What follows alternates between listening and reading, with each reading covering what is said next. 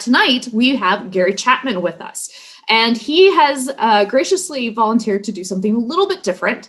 And he will be leading us through a Snowflake tutorial. So usually the format of this is we work on art while we do a Q&A with Gary and learn about his art and all that. But this time, Gary is going to talk to us about his art for the first 15 minutes. And then we'll stop, get everyone settled with their screen, because we're going to do a fun kind of different screen sharing type thing. And then we will move into the Snowflake tutorial. So that will happen in about 15 minutes from now.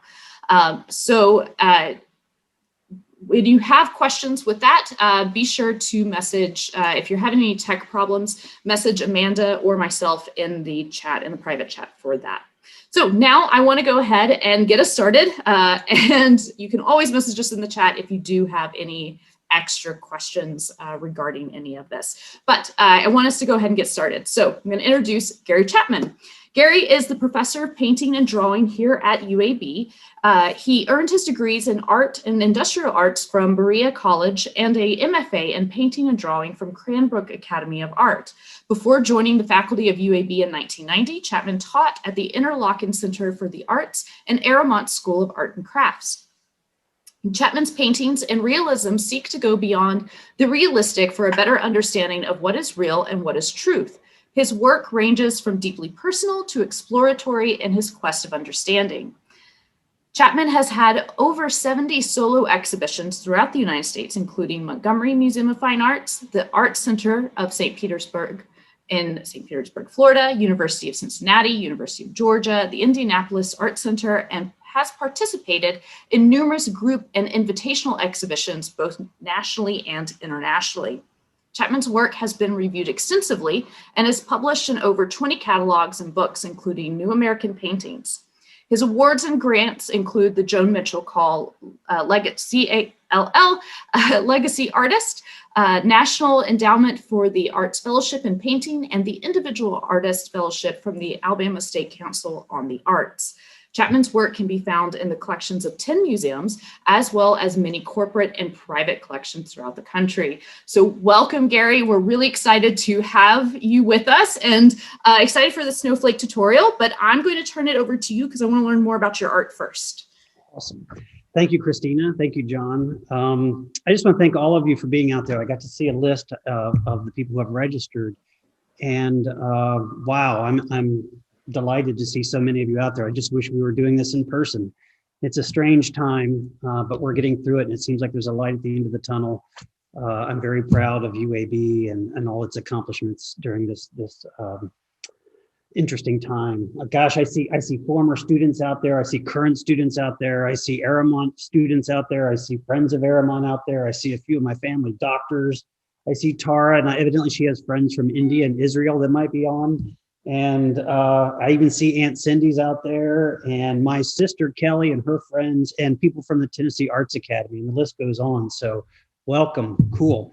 The only way I got to talk about my art a little bit was to say, hey, I'll cut some snowflakes. So I get 15 minutes. So I'm going to share my screen. Thank you again for being here. Share screen.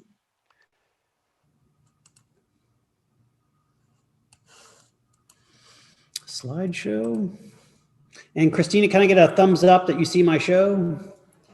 Absolutely, you are good to go. Gary Chapman, I call it two directions, one artist, because my work, if you look over the last 30 years, really can fairly concisely divided into two different bodies of work and a little bit of OCD mixed in there. I promise we'll get to the snowflakes, but I get 15 minutes to talk about my work. In the 90s and late 90s, I was doing a series called Anatomy of Reality. And these paintings are one body of work that deal with this sort of montage of imagery and symbolism, iconic images, that where I'm trying to explore my content, my concept, with as many different visual vocabularies so that I might get at a more accurate vantage point to truth. And so things are drawn, things are painted, things are realistic, things are graphic. They are very abstract backgrounds. And I love the fusion of all those different visual vocabularies with this idea that I'm attacking my subject from as many different angles, from as many different vocabularies, so that I might create a more articulate research into what I'm investigating, looking for meaning and truth. And so these are all just over 4 feet tall by over 3 feet wide. And there were many, many of these. I'm just showing you a few highlights from the series, but I called it my anatomy of reality. This is Die Anatomie der Geschlechter, which means the anatomy of man and woman. And then there's the other body of work or other type of work I do, which is really sort of more straightforward kind of realism. I constantly find myself vacillating back and forth over the 3 decades stylistically between those two approaches. I love the idea of a frozen moment in time. These are my incident series, implying that something's happening, something maybe profound is happening, but the viewer is left open to interpretation. It could be something silly like they've stubbed their toe. It could be something deeply profound like a religious epiphany. It could be the moment of death. It could be an erotic moment. It could be, as I said, something silly like they stubbed their toe, but you know something's going on in that split second. And so that's what I think of my sort of straightforward realism, is that sort of frozen moment in time. The problem with work like that is that it sometimes feels too simplistic to me, because we know life is so complex and there's so many other things going on besides what the event looks like, that I constantly find myself going back to that idea of complicating the image and layering the image and shattering time, much like the Cubists were doing. And so these all sort of fit nicely into that sort of straightforward realism. There was a period when I started doing work with borrowed body parts, and this body of work sort of sits in between, because they are somewhat straightforward, but there's a sort of surreal quality in that you're not really supposed to think that they've chopped somebody's arm off and acquired it and put it on. And I would show those pieces at the same time of my paintings of children, because I love this idea that both adults and children are searching for meaning and truth. And here's my statement: with good intentions, my subjects are passionately searching. They are engaged in the proverbial, if not cliche, pursuit of meaning, knowledge, experience, or truth. They are on the quest of finding themselves, looking externally through the eyes and experiences of others. The children in these paintings are still pure in this search, determined and armed with a clear vision. Naive. The adults, however, begin their search for the elusive, already encumbered by all that they bring to the search, that which they know, have experienced, and have come to believe. While still pure in their intentions, they have lost their innocence. And so here I raise the question: a man with black eyes, what does it mean for a white man to attempt to see through the eyes of another so they might better understand it? And then, of course, the ridiculousness of that this is sort of a bandage, that doesn't really afford you the opportunity you're searching. And what had to happen in order to afford this white man this ability to see through the black eyes of a man? This is the affirmation. These are all on gold leaf.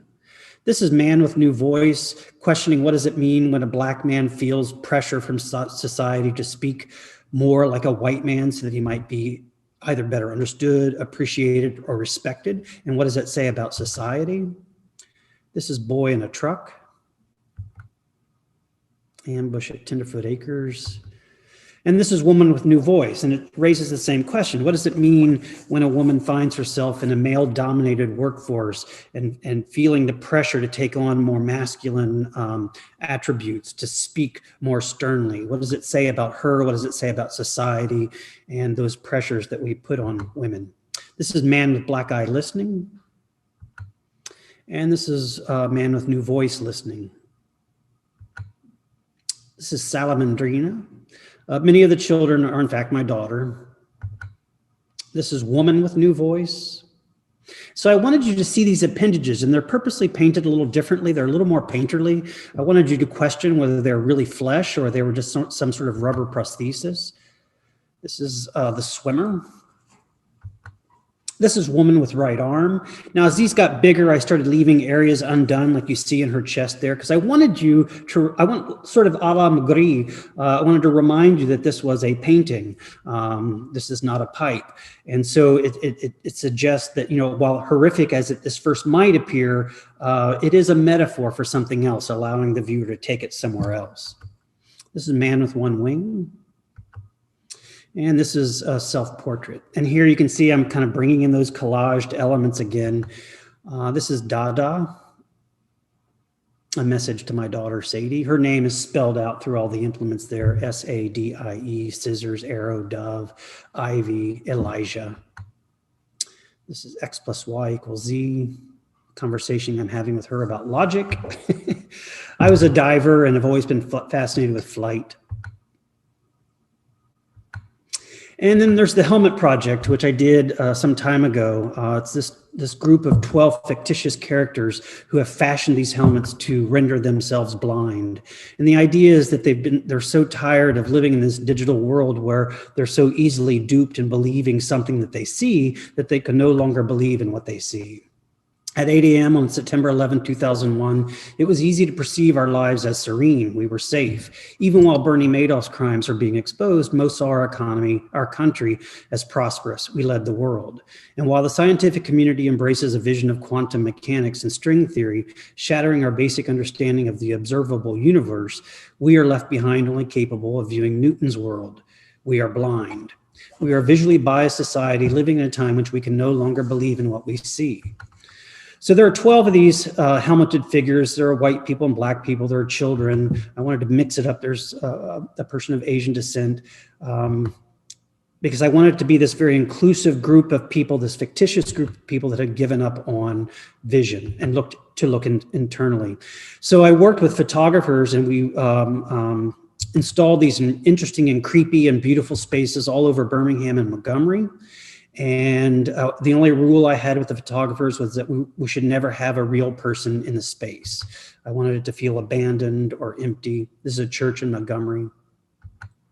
This is UAB parking deck.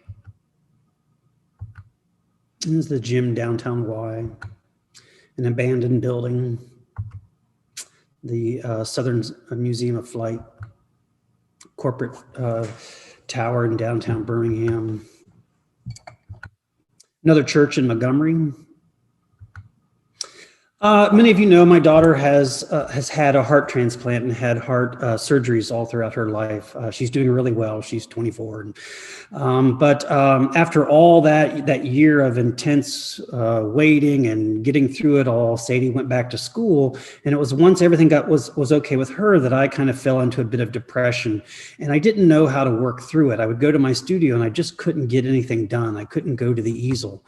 So while we were in the hospital, I worked with some of the heart patients in drawing hearts. And these are two heart transplant patients that we got to know very, very well, Jacob and KK, that lived on the floor with us for months on end.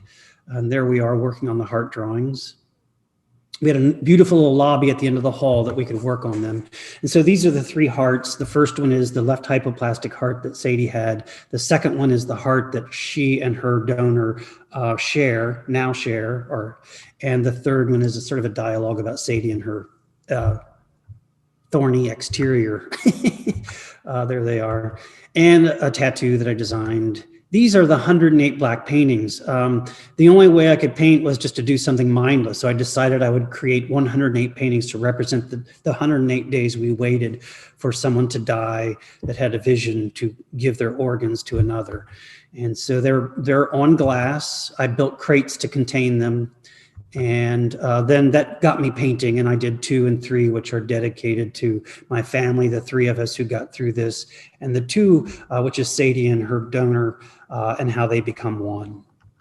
And here they are displayed at a gallery up in Gadsden. That was the only time I displayed all 108 paintings on the wall. Now they just live in the crates. But I want to talk about my conversation series. I really, in my 30 years of painting, I kind of see this as my significant body of work. I've been working on them for about 10 years now, and each one of them I spend about 2 years working on, and they are definitely that other side, that sort of montage collage. Each painting starts with a iconic image appropriated from art history or pop culture. As popular images, they are embedded with their own history, and we bring to them our prejudices, interpretations, memories, and personal experiences. In this context, they are to be understood as a springboard to a larger conversation. Here is a picture of my studio with some of them in progress, so you get an idea of scale. They're 84 inches tall. This is the first one, Life During Wartime, which the Huntsville Museum of Art now owns. It's a conversation I'm having with Sadie about her heart transplant, or actually at that time she'd only had 2 open heart surgeries, and her mother's breast cancer. And of course, the significant character is Hell from Metropolis, Fritz Lang's German expressionist film in the 30s. And this is Andreas Vesalius etching. It's called Recreation or Recreation, a conversation I'm having with an African-American man about the state of race and relations. This is To Be With You. That's a famous painting. Oh my gosh, I'm having a freeze. The School of the Art Institute of Chicago, the museum. Alberto Manfredi, Mars Chastising Cupid. And this is Arnold Schwarzenegger on the beach. It's Re-Engage. It's a conversation about male sexuality and war. And this is Raquel Welch on 10,000 BC, and it's Advice. I'm having a conversation again about society and the contradictions, the messages that we send young girls. I love to show these two together. Reminds me of a trip I took, my first trip to New York ever, and I saw the John Singer Sargent retrospective, and they had Madame X and Dr. Gautreaux hanging side by side, and it was pretty magical. This is Father. The image is Laocoon or Laocoon, the famous Greek sculpture of father and 2 sons fighting off evil. And this is, I don't like to say the name of this one because I like you to figure out how to pronounce it. It's either woman or woman, yeah. And famous sculpture, Graham sculpture from 1984. She is part of the Olympic Gates from 1984 in Los Angeles. There's a male torso also. She was rather scandalous because people thought, you know, what he had done to the female figure. He had made her so masculine. And he simply said, have you not ever seen a female volleyball player? And so this is a conversation, again, probably with my daughter, about identity and gender. She has lopped off the heads of her baby dolls and dipped them in black paint. But then she ceremoniously put little jewels in front of them because she recognizes there's this history and this connection. She drops her mirror to forget that sort of vice of looking at oneself and vanity, and starts from the beginning from her DNA and works her way up to these things that could potentially define her. And here they are together once again. I love that male-female relationship. The last 2 are the monsters. I completed them this last year. Of course, this is Boris Karloff as the monster, and this is Elsa Lanchester as the bride. There they are, they hang together. There are meat locker door handles. There are real parking meters that you can take quarters from one and buy time on the other one. And there's all kinds of symbolic elements in there, but I think the most significant one is in Elsa's painting. There's the baboon down there. And back in the 80s, there was a young girl named Baby Faye who was born, who just happened to have the exact same condition as Sadie, left hypoplastic heart syndrome. They were so desperate, they transplanted a baboon heart, and she lived for some time, maybe a couple of weeks. But there are other animals in there that have played significant history in the way we attack transplantation and think about transplantation. The salamanders in every Sadie painting, it's an ancient Christian symbol that stands for bravery despite affliction. They survive in the fire. And there's more and more. I could go on. I do have a book out. Makes a great Christmas present. You can find it on my website. There they are installed right now. This is the first time I've ever showed all 9 conversations together. They're at the Gadsden Museum. They'll be there till New Year's. So between Christmas and New Year's, I take them down. There is this little scandalous little set of altars that I did in the past couple of years. I can't open them. You'll have to look at them yourself sometime. If you do, I just ask that you read my statement. My work is never about shock, and I attempt to put some real context with these rather shocking images that you'll find inside. And there is one large one. And I've been working on the Firmament, the Falling, Floating, and Flying series. And there are 6 of those. There's my website. And now we can do snowflakes. I'm going to. Amazing, Gary. You said 15 minutes. You went under 15 minutes. Really? Just FYI. You did. I could talk. That's, yeah. That's, well, we're going to ask, I was writing down extra questions than what I had sent you before, but for everyone on, you should now see another screen share. And what we're going to do is we have Gary spotlighted. So if you only see Gary on your right hand of the screen and then the screen share on the left, if you're on a laptop, that's great. You have the ability to make him bigger, which is what we want you to do. So the screen share is going to have pictures of the snowflakes. and then for Gary, we'll be doing the tutorial. So to change this, I have instructions. If you're on a phone or tablet, what you'll have to do is toggle between you will be able to see the snowflakes, the presentation, but you want Gary's picture, screen, whatever it's called, to be the biggest. And then if you're on a laptop or desktop, this is pretty easy. You want to make sure that you are in side-by-side speaker view. So there's a button up at the right-hand top of your screen that says View. You click on it, go down, make sure it says side-by-side speaker. Click on that.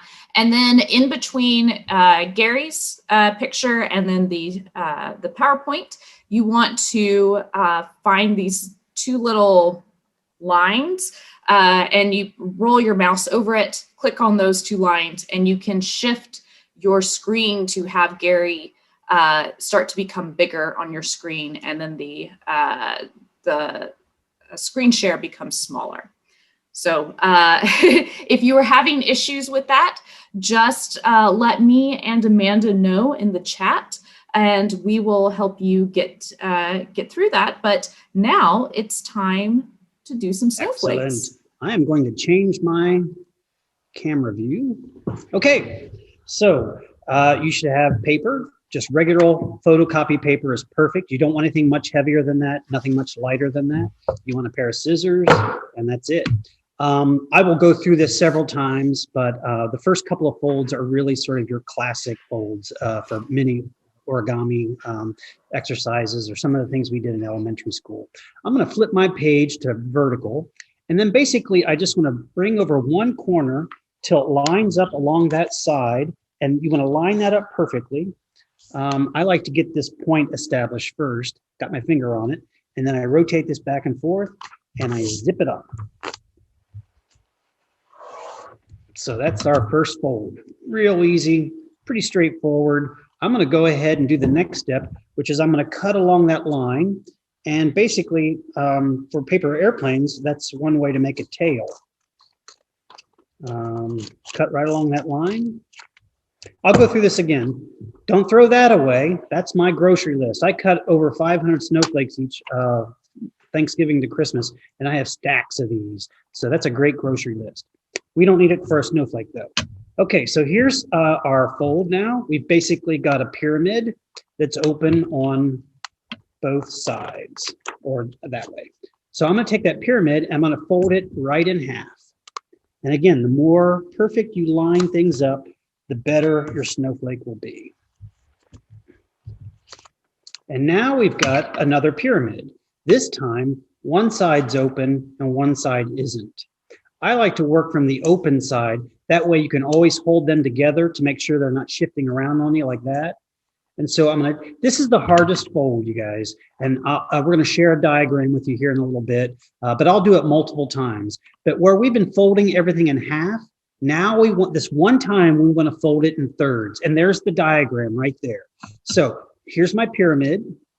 I'm taking my open end, which is right here, and I'm going to pivot off of this point because we want to always keep it right at that point. And here's the tricky part. We want to establish about 1/3 of that space. You'll know if you've done it right when you fold this over and if it lines up perfectly. And that, I'm a little bit off there. So I'm going to pull this, I'm going to slide this up a little bit more. And now that is perfect. We've got a perfect blank there. And I'm going to do it one more time really fast to make sure everybody got that. We're going to fold it in half, line everything up, zip it, crease it, cut it.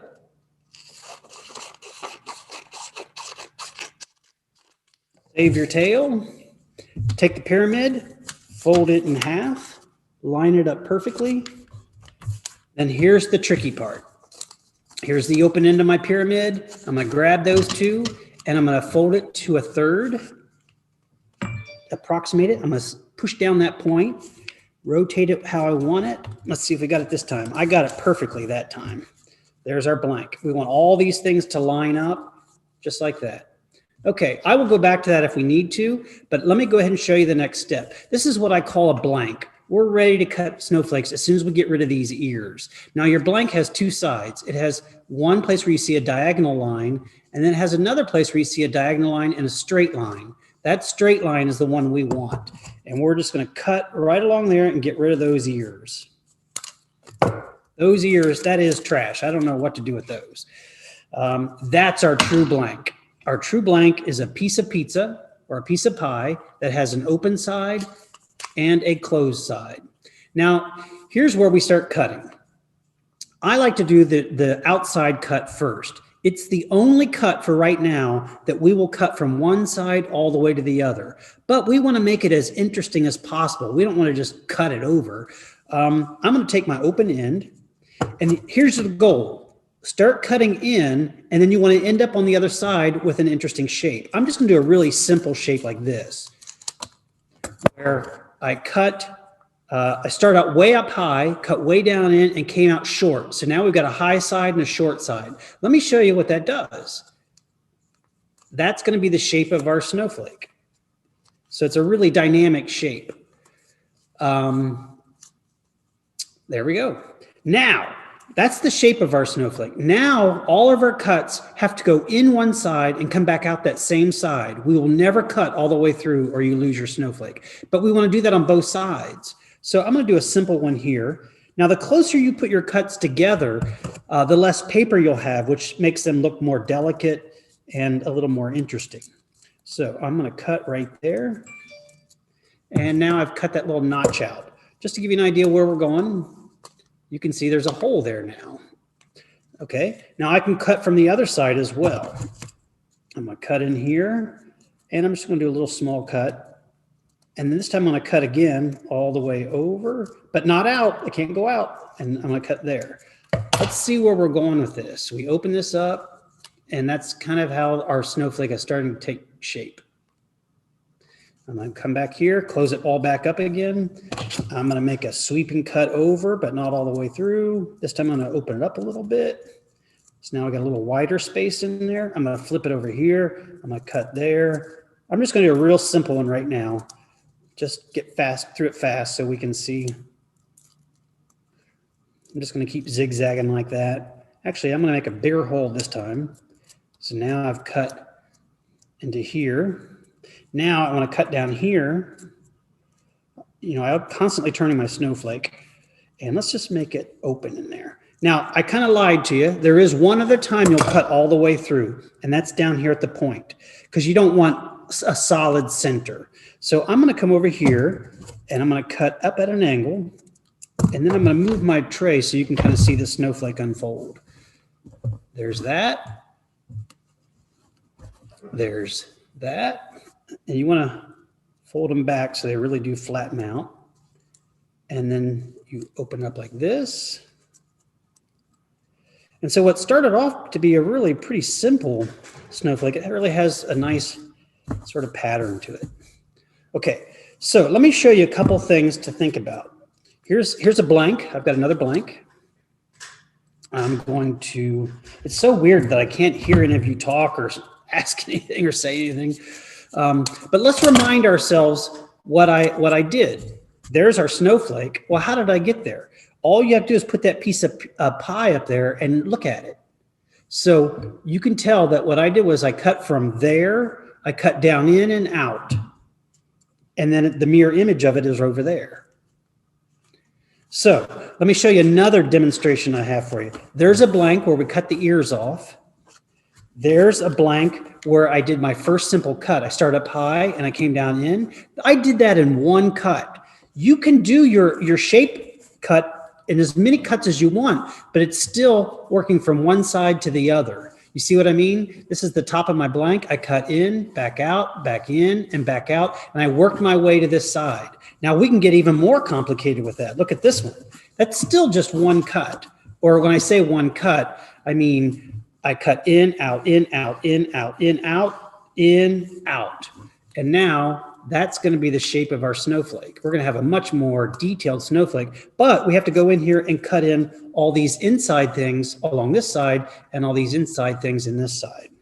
So let's take this more elaborate one. And one of the things I like to do when I do these little hairy parts outside or these little thorny sides, I like to cut inside there and then make one on the inside. So now when we open this up, it's going to look like that. Okay, so I'm going to close that back up. Now, that doesn't look like a lot of paper, but when we open that up and double it, that's a lot of paper. So we can definitely use some nice cuts inside there. So I'm going to go here, cut right along that line and come out. And I'm going to come over here. I'm going to cut it, and then I'm going to cut up, and then I'm going to cut out. So there I did 3 cuts to create one hole. 1, 2, 3. What does that look like? Well, it's going to look like that. So let's close that back up. Now I can cut real close to there and then real close to there. Then I can, I mean, anywhere you see big areas of paper, you kind of want to get rid of it. So you kind of know where to go. And then I'm going to cut another one up there. And just to get this one done, I'm going to cut around and then down. Now, unfolding a snowflake is really important too. I did it earlier by hand, but what I like to do is I like to come to the edge of a sharp table. Let me prop myself up here like this. And I like to use that corner. There we go. I like to use that corner to force it open. And then we come back here, and then I put that edge on there and force it open. And that way you get a nice flat snowflake. Then we do that. Some shrapnel in there. And you guys are watching the PowerPoint over here on the left, flipping through snowflakes I've made over the last 6, 7 years. And I've done some themes. I did some animals one year, and I did the snowflakes of war another year. I've been doing black snowflakes, which are pretty popular. Christina, are there any questions, or should I go back over the initial folds?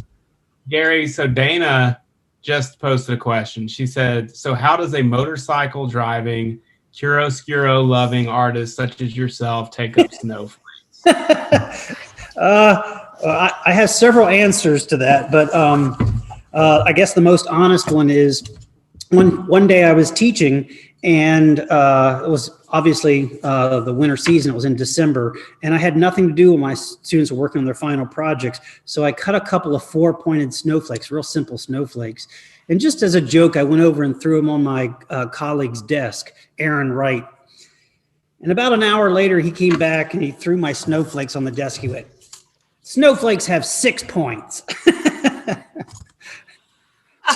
So I taught myself how to do 6-pointed snowflakes, and I'm a bit obsessive compulsive, and so once you kind of get going, there's this magic. I'm sure everybody's had this kind of experience where you're dealing with something that's so incredibly limited. I mean, it's just this little piece of paper, but every cut has its own character to it. And when I'm in that mode of cutting 500 snowflakes between Thanksgiving and Christmas, I literally sometimes will wake up in the morning and say, wow, I've never made a cut like that. I wonder what happens when I cut this way. And I'll go out and get a snowflake and cut it. So yeah, I'm a bit OCD. When I'm home, when I'm away from my studio, I still like to keep busy. And so it's a great way to like watch movies with my family and cut snowflakes. So Gary, I have a question. What do you think of anyone in particular when you're making these? Are you just thinking about different cuts, or like, do you think of someone in particular, like, oh, I'm going to make these cuts and try to make this snowflake look this way for this person? I have made, when you go back through some of the themes, I had a friend that was a chef and I made a chef snowflake for him. There was one year, I don't do these anymore because they just got too crazy popular. I did football, college teams. So it had the initials of the university and it had footballs on them, and people just went crazy wanting them. So I stopped doing it. Gary? Yes. Gary, so we have a few comments. I think you went a little too fast the first time around. Let's do another fold. Okay, so we have our paper. I'm gonna give everybody a second to kind of get ready for that.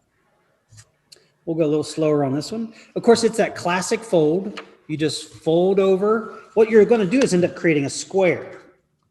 So you're occupying a square of the paper, revealing this extra out here. When we open that up, that is a perfect square there. So especially once we get rid of this tail.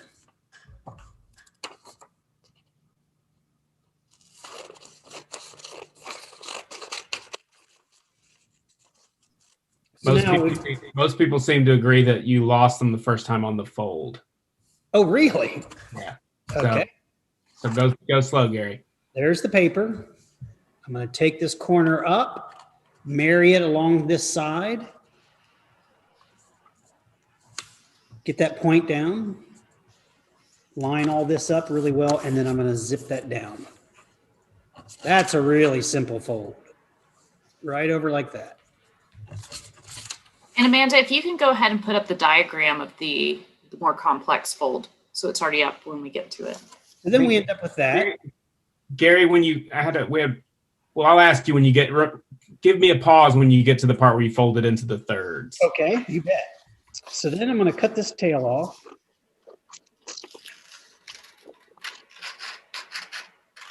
And this is actually a really easy fold too. We're just going to fold it in half.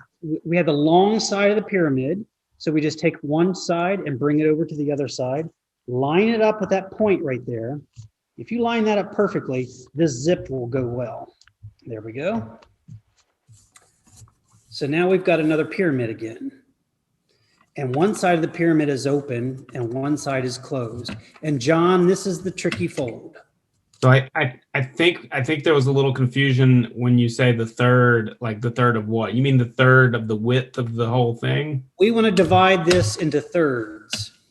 So if I open this up, 1, 2, 3, 1, 2, 3. So here it is. We fold 1/3 over another third, and here's the third. Got it? 1, 2, 3.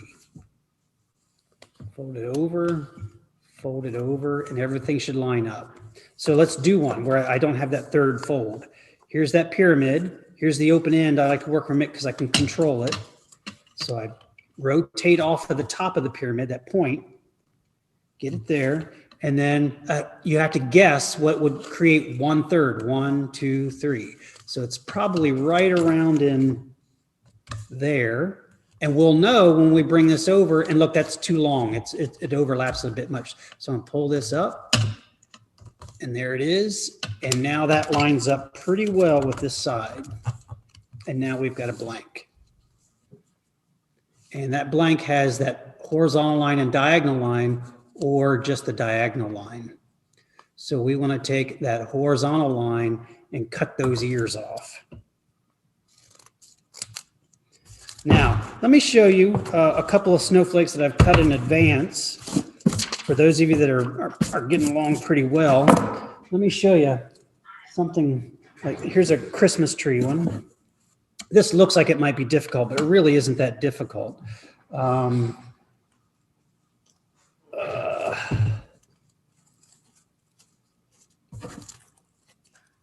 was just thinking maybe I could duplicate a snowflake. Not that they're ever exactly alike, but let's look at that one. So if you remember what I said, all you have to do is put your pizza pie up there, your piece of pie, and you know half of this is one side and half of this is the other side. So there, I marry this up with that, and I can tell I cut in, back out, back in, and over. So there's 1, 2, 3, 4 cuts to create the shape of the snowflake, the outer parameter of the snowflake. So I'm going to cut something similar to that. And I tell you guys, if this is not feeling natural to you, after you've cut 3 or 4, you really start getting in the rhythm and it makes sense. So I cut in straight on that one. I cut in straight and then straight. So now I've got, let's look at that pie again. There I've done that portion. Then there's a little cut. I come down in here inside and cut down in. And then this part was rounded a little bit. So I round it. And now it's close to what that is. See that? And when we open that up, it's starting to look like that. Now, the rest of the snowflake is going to be determined by how we cut in and back out, in and back out, in and back out as we work our way down. And the only place we'll cut all the way across is there. Are there any more questions out there, John? Well, there's one question in the chat I imagine is a little more difficult, but how do you add words to the pattern? Okay, so you have to think of the alphabet in block letters. And you have to do a little cheating to do words, because anytime you have a letter that's not symmetrical. So if I were, what I would do is I'd cut out a block like that and then cut here and there, cut here and there. I might cut here and cut here and cut there. And so that could be an A. So when I get the mirror image of it, I would, I cut all at the same time. So then this is cut out, this is cut out. I cut this to be like this. And now I can make that into a B. I just cut that little angle off. I cut that little angle off. I cut this off. I cut that off. Now I got an AB.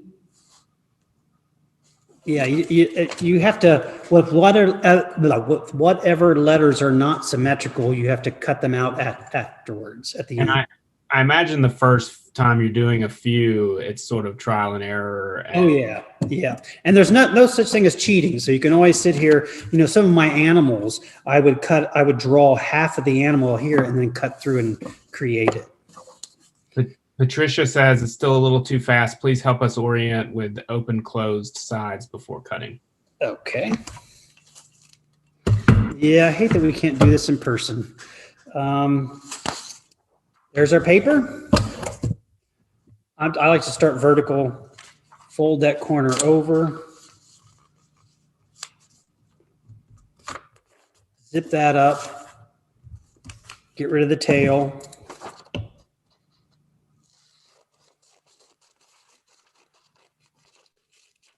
So now what you have when you unfold it is a square piece of paper. It has 2 open sides. Either side of the pyramid is open.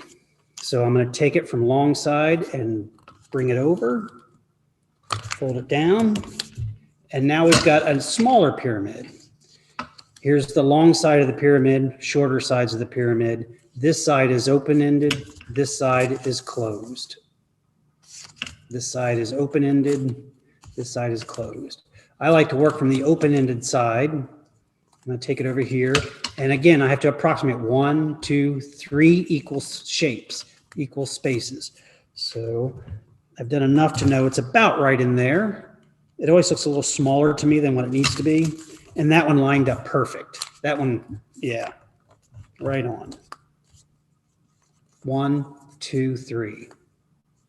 That's what, if you're going to get hung up, that's what the one that's going to do it. 1, 2, 3. And then you've got your blank. You're ready to cut the ears off. And you can go. Let me show you Let me show you this sort of fern-like leafy one. That I like to think of the big shape first. So I cut that out. Let me just get this piece of paper out of my way because I know I don't want that to be part of the snowflake. So now I've got this section which I can cut into. So watch this. I'm gonna pull up here closer. Is that good? I'm gonna cut in and cut in and meet it. And there's my first spike. Then I'm gonna cut in and cut in. And there's my second little spike. Then I'm gonna cut in again, work my way down. And there's another spike. And I think I can get another one out of that. I'm gonna go in, and then I'm gonna come over here. And there we go. So let's open that up just to see where we are. Now, clearly this is big and bulky. I'm gonna wanna get rid of that, but I'm loving what's happening with that little leaf-like structure. So what are we gonna do with this? Well, let's fold it back up. Fold it back up. I never like to leave the square end on my snowflake. It just reminds us of the paper. So we definitely want to at least turn that into a point.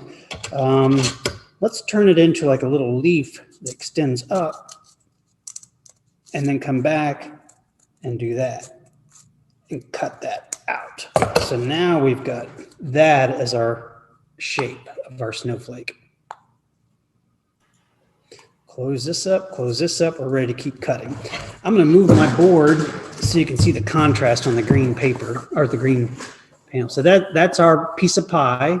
I still, if you think about the way I talked about creating a shape, I've only really done one cut. Now it took many cuts to do that one cut, but I cut here, in, out, in, out, in, out, in, out, in, out, in, out to get over to this side. I also tend to like to have a snowflake longer on one point and shorter on the other point. So it just creates a more dynamic shape. Okay, let me show you a really easy snowflake if you're having a hard time from the blank. This is a really, I think, a rather dramatic snowflake, but it's really easy. I'm gonna cut my ears off. I like to start from my open end so I can hold those two together. I'm gonna cut a really deep cut with a thin sliver. See that? And then I'm gonna cut near that. And then I'm gonna come in a little further in, not out here at the point, but a little further in. And then I cut a little deeper. And then, so now look what I've done. I've created this really long spike. Wait a minute, let's make sure you can see that. I've created this really long spike, a shorter spike. Then I'm gonna come in here and cut again. And then I'm gonna come out on this side and make a short spike. And Gary, you're getting a little off screen. If you can hold that. Okay. Yeah, there we go. So absolutely. Now all I've done with that blank, I've taken that traditional blank and I just cut in, out, in, out, in, out.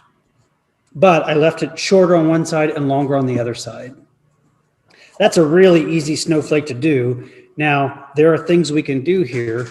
I'm gonna hold all this together so it doesn't slip. Hey, let me give you another pointer on cutting. A lot of times when I'm doing these in person, I'm watching people, they're cutting out here with the tips of their scissors. I don't cut that way. I like to go way inside. See how I'm inside I'm way down in here cutting. You got a lot more strength right there than you do out here. Hard to cut out there. You're cutting through 12 layers of paper. So hold this all together really close and look how close in here I am cutting. Cutting right there. And then I'm cutting again. And now I just created a little hole in that larger spike. Let me show you what I mean. There's the hole. So let's go back out here. Do the same thing on this side. Cut real close to that previous line. Gary, what type of scissors are those? What brand are those? They're Scotch. They're not terribly expensive scissors. They are sharp. Sharp is important.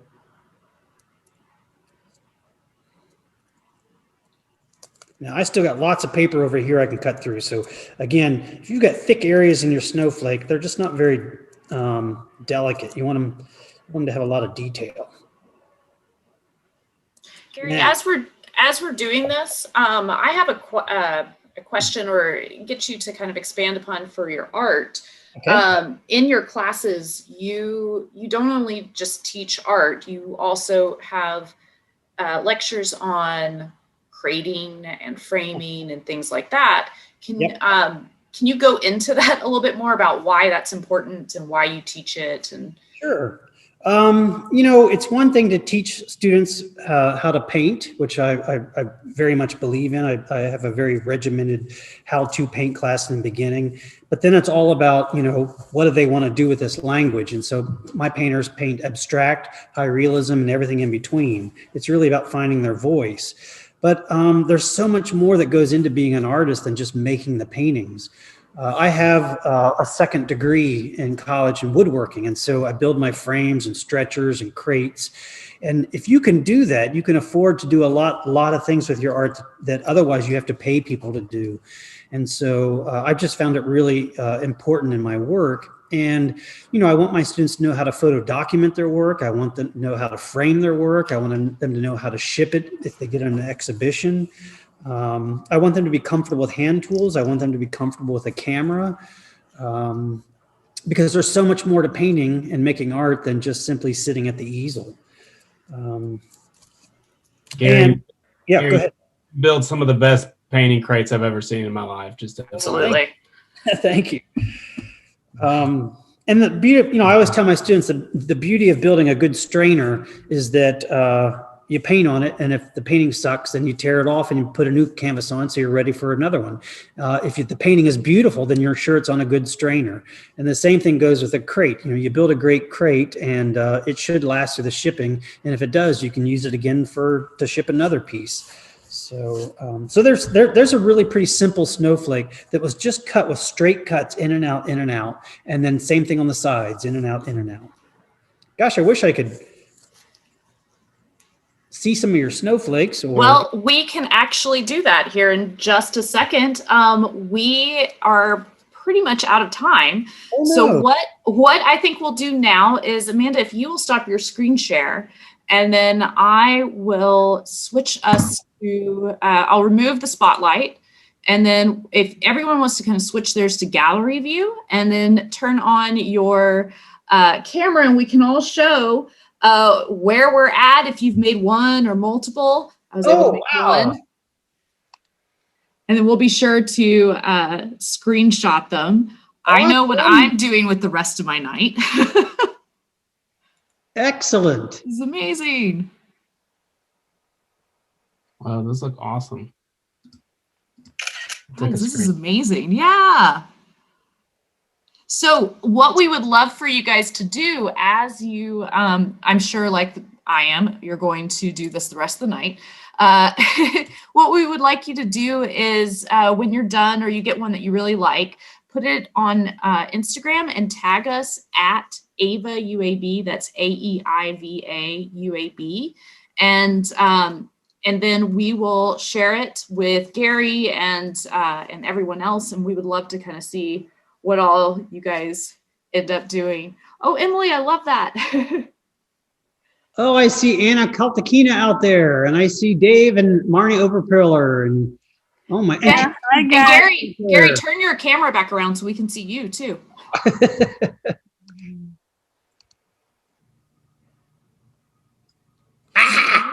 Yeah, there he is. Yeah, I see Anna Kaltakina, I see Dave and Marnie, I see Becky Brandt, I see Cassie. Awesome. Now, it might be because my scissors were not as sharp as yours. Unfolding it was a rather delicate operation. Yeah, that's where having that sharp table edge and piercing that crease. Yeah, that's beautiful. Oh, thank you. Speaking of, Lisa wanted to know how many Band-Aids you go through with those scissors, Gary. You know, I've never cut my fingers. I've never. Well, you know what? I do remember one time. If you get to go through the PowerPoint and look at my snowflakes of war, that was another dark year. I did Snowflakes of War. And the hardest one I ever did was War Chest, which is a human rib cage. And I do remember slicing my finger a little bit when I was cleaning it up with an X-Acto knife. But I've never cut myself with the scissors. My sister's showing off her Christmas tree. It has all my snowflakes on it. Oh, wow. Oh, that's amazing. Cool. That's amazing. Yeah, what I missed about being at AEIVA this year is not having your snowflakes everywhere. So that's the only decorations we have at AEIVA for Christmas and the holiday season and everything. It's just Gary snowflakes, and they just magically appear one day. That's right, and you'll get them this year too. Yay! I do have to go up to AEIVA here soon. So thank you so much, Gary. This has been wonderful. I have thoroughly enjoyed it. Thank you for doing something different for us for this coloring night. This has been amazing, and I have really, truly loved getting to know your work more. I'm sorry I had more questions for you, but we are out of time for that. But thank you so, so much. And thank you everyone for joining in. Please do post those online. We would love to see all of them that you decide to do. And if you keep doing them over the holidays, now you can teach your family.